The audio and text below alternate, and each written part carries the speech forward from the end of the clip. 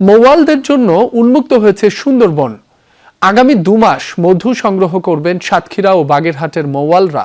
তবে এজন্য আলাদা আলাদা দস্যু বাহিনীর কাছ থেকে নিতে হচ্ছে বিশেষ অনুমতিপত্র। অভিযোগ বনজীবীদের, বিনিময়ে গুনতে হচ্ছে মোটা অঙ্কের চাঁদা। এদিকে মধু সংগ্রহ কার্যক্রমের উদ্বোধন করে বন ও পরিবেশ প্রতিমন্ত্রী জানিয়েছেন, কোনো ছাড় দেওয়া হবে না দস্যুদের।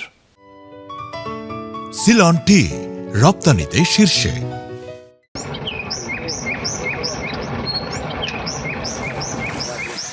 বন বিভাগের অনুমতির পর 2 মাসের জন্য মধু সংগ্রহ করতে বনে প্রবেশ করছেন মৌয়ালরা।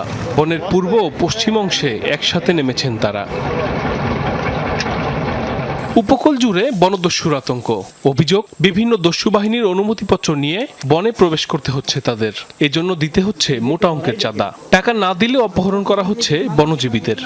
3-4 দল কাট তো করেছে দিয়ে এক দলের, আর তো তার সামনে পড়লে অন্তত কিছুটা দিকে ছাড়িয়ে দেবে, আর অন্য দলের সামনে পড়লে আমার মানুষ উঠিয়ে নেবে।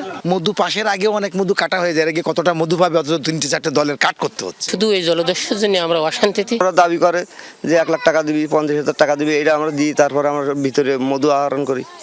বন বিভাগ কি করে? বন বিভাগের কোনো দায়িত্ব নেই, ও কোনো ভূমিকা নেয় না। দস্যু দমনের দায়িত্ব যাদের, কি বলছে সেই বন বিভাগ?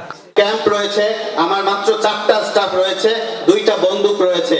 সেইখানে যদি 2টো নৌকো ভর্তি করে 25-50 জন ডাকাত 50টা অস্ত্র নিয়ে যায়, তাহলে তার কি করার থাকতে পারে? ডাকাতদের থেকে ভয় পাচ্ছে আমাদের মৌয়ালরা, আমরা যতদূর শুনেছি। তবে আমাদের থেকে যে ইনস্ট্রাকশনগুলো আছে যে মৌয়ালরা যেন অন্তত রাত্রিবেলা আমাদের ক্যাম্পগুলোতে থাকতে পারে, একটা নিরাপত্তাটা যেন তাদের জন্য একটু আমরা নিশ্চিত করতে পারি।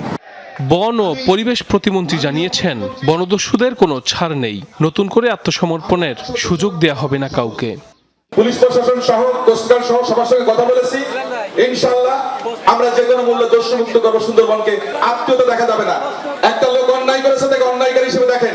সুন্দরবনে যে জলদস্যু বনদস্যু, তাকে সেইভাবে দেখেন। এবার আগাম বৃষ্টি হওয়ায় গত বছরের চেয়ে তুলনামূলক বেশি মধু আহরণের আশা মৌয়ালদের। সাইফ আহমেদ, যমুনা নিউজ।